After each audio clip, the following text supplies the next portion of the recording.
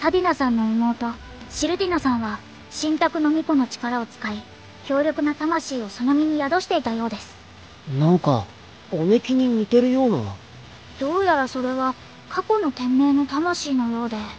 次回、盾の勇者の成り上がり、シーズン4、最終話。天命の帰還。一番の敵は、ラフタリアさんのご先祖様だった。ということですか。兄貴、盾の勇者、頑張れ。Você gostou desse pré-envio aqui? Ok, pessoal? Ok, pessoal.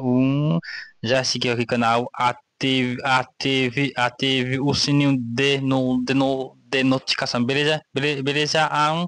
E pode deixar aqui debaixo qualquer comentário, ok? Que eu vou responder. E